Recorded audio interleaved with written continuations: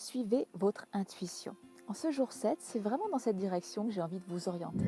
Bonjour, je suis Valérie Fernand-Ortega, je suis coach facilitatrice en transition de vie personnelle et professionnelle et mon rôle est vraiment de t'accompagner pour matérialiser, pour incarner justement cette vie qui est pleinement en accord avec qui tu es vraiment.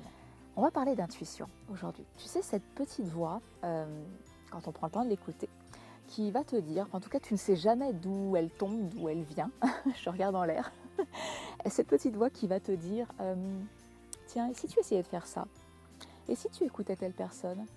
Et si tu posais telle action? Tiens, et tiens, regarde cette idée, essaye d'aller l'exploiter, l'explorer. Tu sais pas d'où ça vient, mais en tout cas, ça te vient.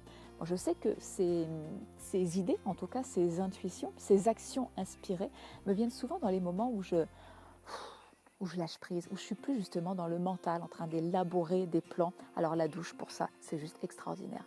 Alors j'ai pas inventé cette pratique, c'est ma coach d'affaires qui me l'a transmis. Et j'avais l'habitude en effet de visualiser donc ma journée, mes objectifs, mais je n'avais pas pris l'habitude justement d'écouter cette petite voix, cette intuition qui me faisait prendre en fait des raccourcis. C'est vrai que à partir du moment où j'ai commencé à prendre l'habitude d'écouter cette petite voix, j'étais parfois surprise par ce qui montait en moi, par ce qui m'était suggéré, mais je finalement, je lui ai toujours donné raison parce que le résultat que j'ai obtenu de l'autre côté m'a soit permis d'avoir un résultat attendu, soit m'a permis donc de progresser, de me dépasser, de me challenger justement, me mettre dans des situations finalement qui n'étaient pas forcément confortables, mais ça m'a permis justement de d'aller dans une direction que je tentais d'esquiver, d'éviter à coup de plans très stratégiques, enfin en tout cas élaborés avec lui. Là vraiment l'intuition, la voix de l'intuition, elle part de là, elle part du cœur. Et, donc je t'invite à faire ça. Alors comment on fait justement pour pouvoir l'entendre, pour pouvoir l'écouter, cette petite voix?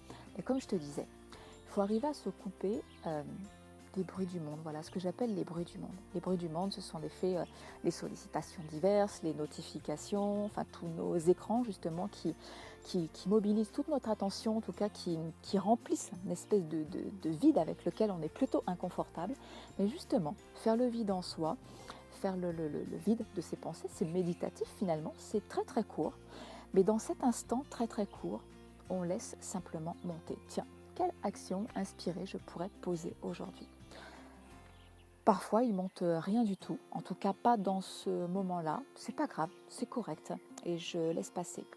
Souvent, c'est 5-10 minutes après, justement, dans un moment de lâcher prise totale. Dans ces moments-là, voilà, j'ai une idée. Et ce qui est important, c'est que cette action inspirée, donc qui vient en effet de ton inspiration, ne la repousse pas.